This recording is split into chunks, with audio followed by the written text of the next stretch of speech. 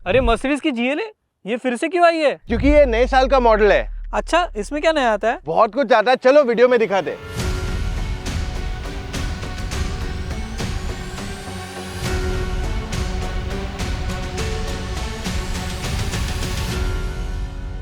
मुझे बुरा लगता है इन लोगों के लिए जिनको 40 से 60 लाख के बीच में गाड़ियां चाहिए, क्योंकि अगर आप अपग्रेड देख रहे हो अपनी एग्जिस्टिंग गाड़ी से, so you are looking at those big size SUVs, Fortuner हो गई, कोडियक हो गई, ग्लॉस्टर हो गई, जो स्पेस देती है, टेक्नोलॉजी देती है, बट बैच वैल्यू आपको शायद इतना ना मिले वहां पे। और दूसरी तरफ ऐसी एसयूवीज आती है जो साइज में काफी छोटी है बट बैच वैल्यू जम के देती है। एक है the Mercedes GLA, BMW X1, Audi Q3। सो अब जीएलए को अपग्रेड मिला है। I am gonna talk about that today, और साथ में ये भी बताऊंगा कि ये कैटेगरी के गाड़ियां किसे लेनी चाहिए और जो बड़ी साइज की फॉर्च्यूनर, ग्लॉस्टर है उसे किसे लेना चाहिए। सो बिना समय बर्बाद किए let's start with the front of the car. अब जीएलए का फ्रंट जो है ऑलमोस्ट वैसे ही है जैसे पहले था। द फैक्ट इज, जब आप इसे आगे से देखो बोलेगे यार ये एसयूवी जैसी लग ही नहीं रही है, ये तो ज्यादा करके हैचबैक या सेडान जैसा ही फ्रंट है इसको। That's because European design styling ऐसे ही, वो लोग को एकदम सटल लुक चाहिए, उनको एकदम एरोडायनेमिक डिजाइन चाहिए। अब यहाँ चेंजेस क्या है मैं आपको बताता हूँ। हेडलैम्प जो है इसकी एलईडीज पहले भी थी जीएलए की, अब इसको एक अपग्रेड दिया गया जिससे लाइट्स और बेटर हो जाए। फ्रंट बम्पर के डिजाइन को चेंज किया गया है थोड़ा बहुत। अब जिसकी फ्रंट ग्रिल है वो एएमजी स्टाइल की दी गई है, और ये जनरली मर्सिडीज की एएमजी गाड़ियों में डिजाइन आती है, यानी कि इसमें आपको एएमजी के कुछ एलिमेंट्स मिलेंगे। तो एएमजी लाइन या एएमजी बॉडी किट इस गाड़ी का ऑफर किया गया। वहीं पे साइड प्रोफाइल, यहां पे ये गाड़ी काफी हद तक लगेगा, हाँ ठीक है, it's not that small, it is a little big in size. और जो दूसरी गाड़ियां ये कैटेगरी में आती है उनमें भी ऑलमोस्ट यही साइज का आपको लेंथ फील होगा। 19 इंच के व्हील आते हैं, डिसेंट इनफ ग्राउंड क्लियरेंस है, रूफ रेल्स ऊपर दिए गए, एंड एएमजी लाइन है तो एएमजी के अलॉयज भी दिए गए। पीछे की स्टाइलिंग में जीएलए ए क्लास और जीएलसी का कहीं ना कहीं मुझे एक अच्छा मिक्सचर लगता है। डिजाइन बहुत ही सिंपलिस्टिक है, दो एग्जॉस्ट पाइप्स देखे बट वो दोनों के दोनों फेक है। आई मीन आप 50 लाख 60 लाख डाल रहे हो गाड़ी पे, I will not be happy to see fake exhaust in that price point. दोनों फेक है, रियल एग्जॉस्ट एक्चुअली नीचे गाड़ी के छुपा हुआ है। और बूट स्पेस जो है डिसेंट इनफ है। अब यहाँ पे हमने एक बड़े साइज की सूटकेस बिठा के देखा और एक मे बी एक स्मॉल सूटकेस बैठा, तो इससे ज्यादा लगेज ये नहीं ले पाएगा। So the boot space is not the biggest in the category either. अब गाड़ी के अंदर चलते हैं क्योंकि यहाँ पे मेजर कहानी है। अब देखिए जीएलए जो है 2020 में लॉन्च हुई थी, उसको एक माइनर अपडेट दिया गया इस साल। तो इस वजह से जब इंटीरियर देखते हो तो आप नोटिस करोगे कि स्क्रीन जो है ज्यादा बड़ी नहीं है। However what all has changed here? So पहले आपको सिर्फ प्रोग्रेसिव लाइन आता था, that was only the Mercedes line. अब यहाँ पे मर्सिडीज ने एएमजी लाइन भी दे दिया, व्हिच मींस इंटीरियर ज्यादा स्पोर्टी करने की कोशिश की गई यहाँ पे। तो इस वजह से it's all black, carbon fibre finishes दिए गए। जो इसका डैशबोर्ड है वो कंप्लीटली सॉफ्ट है मोस्ट पार्ट्स, कुछ कुछ एलिमेंट जो है हार्ड प्लास्टिक के साथ आते हैं। वेराज आपके पास लेदर फिनिश भी बहुत सारे एलिमेंट्स पे दे दिए गए। अच्छा, इसका स्टीयरिंग व्हील नया है क्योंकि अब ये एएमजी लाइन वाला स्टीयरिंग व्हील आ जाता है, विच मींस आपको एएमजी की तरह स्पोर्टी स्टीयरिंग व्हील आ जाता है, फ्लैट बॉटम आ जाता है, रेड स्टिचिंग आ जाती है, जिस वजह से यू फील हाँ यार I am feeling a lot more sporty. अब इसमें जो डिजिटल इंस्ट्रूमेंट क्लस्टर आता है ये काफी हद तक कस्टमाइज किया जा सकता है, कलर्स वगैरह, you can do changes on it if what all you like, कैसे भी आपको जैसे आप गाड़ी चला रहे हो।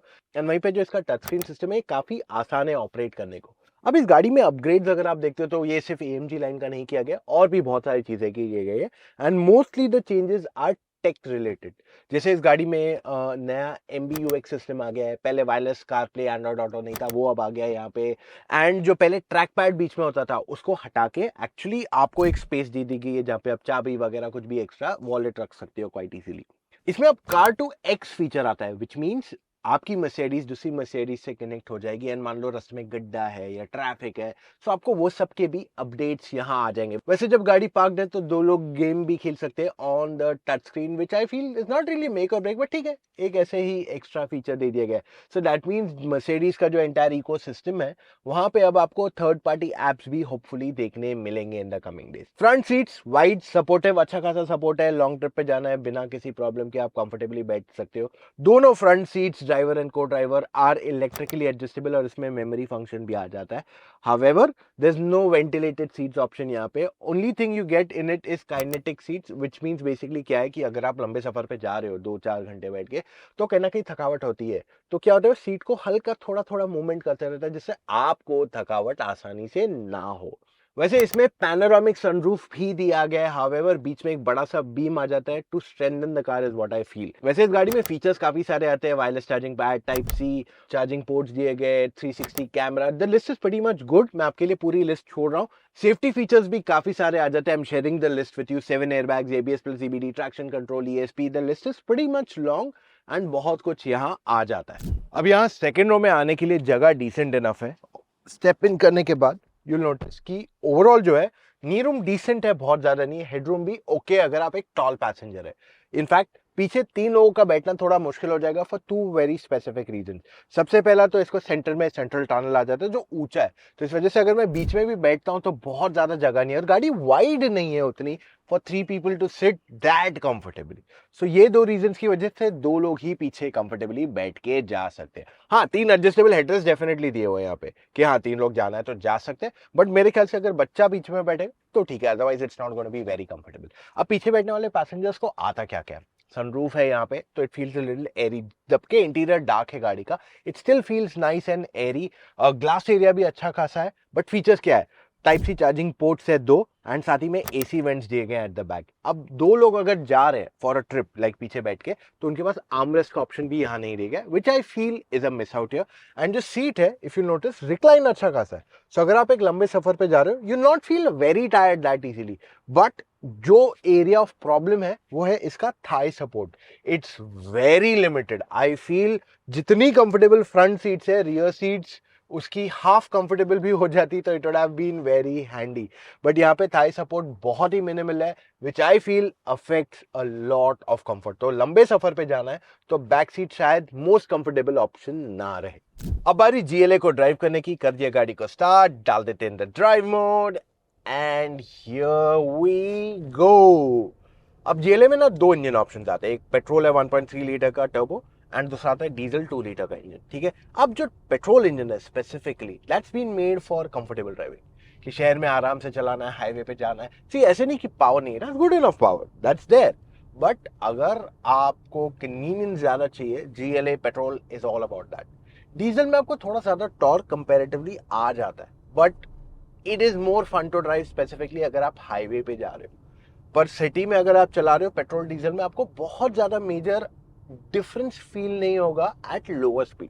हाँ, हाईवे पे यू कैन फील इट क्योंकि वो टॉर्क ज्यादा देता है, that's when the diesel feels a lot more punchier. अब दोनों इंजन्स में एक चीज आपको बता दूं कि दोनों स्पोर्टी इंजन्स नहीं है, they are a little detuned specifically. तो अगर मैं एक्सीलरेटर दबाता हूँ उसको थोड़ा टाइम लगता है to respond, it's not like very instantaneous response unless आप इसे स्पोर्ट पे चलाते हो। एंड पेट्रोल में ना पावर काफी हद तक लीनियर है, एकदम स्मूथ है। डीजल में फिर भी आपको एक थोड़ा push back into the seat types मिल जाता है, so that is how the 2 engines differentiate. लेकिन GLA ओवरऑल ऐसे बनाया गया है ताकि इसमें कंफर्ट पे पहले फोकस किया जाए and performance should be secondary, क्योंकि अगर आपको परफॉर्मेंस ज्यादा चाहिए तो GLA AMG की तरफ जाओ जहां पे परफॉर्मेंस पे मैक्सिमम फोकस है, कंफर्ट पे इतना फोकस नहीं किया, क्योंकि at the end of the day इसमें 4 लोग बैठ के जाएंगे, रोड ट्रिप जाएंगे या कहीं पे भी जाएंगे। So that's how this car has been primarily built. Mercedes में luxury comfort quotient is much higher. Steering wheel इसका काफी लाइट है, it's quite easy to drive, ऐसे इनकन्वीनियंस नहीं होगा आपको, but the bonnet is not visible और जो इसका डैशबोर्ड है ये भी काफी लंबा है, तो इस वजह से आपको जजमेंट आने में थोड़ा समय लग सकता है, मे बी अ डे और 2 और may be up to a week to get used to it, पर उसके ज्यादा आपको टाइम नहीं लगने वाला है। अब ये गाड़ी में और चीज बताए क्या अच्छी है जो मर्सिडीज देती है और बाकी दूसरी गाड़ियों में इतना स्ट्रांग नहीं है, आप सुबह से लेके रात तक गाड़ी चलाओ आपको थकावट महसूस होगी नहीं, and that is the biggest USP Mercedes offers. अब कुछ कुछ एक्स्ट्रा ड्राइविंग फीचर्स भी यहाँ आ जाते हैं। सो फॉर एग्जांपल आपके पास मिरर्स में वार्निंग आ जाता है अगर कोई गाड़ी लेफ्ट या राइट से जा रहा है। इवन इनफैक्ट आपकी गाड़ी अगर बंद है और आप डोर खोलने जा रहे हो तो आपको एक वार्निंग आएगा। तो ये जनरली आप ADAS में फीचर्स देखते हो, बट ये चीजें यहाँ दी गई है।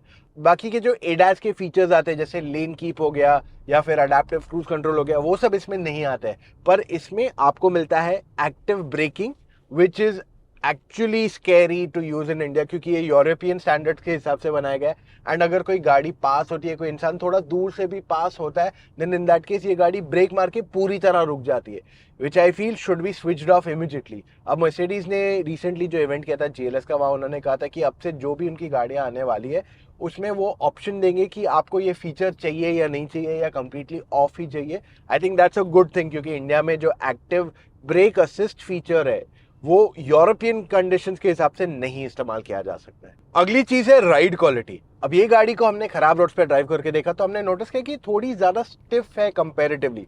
जनरली मर्सिडीज जो आती है वो सॉफ्टवेयर रहती है, वो आपको बहुत बढ़िया राइड क्वालिटी देती है, बट ये गाड़ी में हमें थोड़ा स्टिफनेस ज्यादा लगा। इसी वजह से इसकी ओवरऑल हैंडलिंग जो कैपेबिलिटी है वो अच्छी खासी है।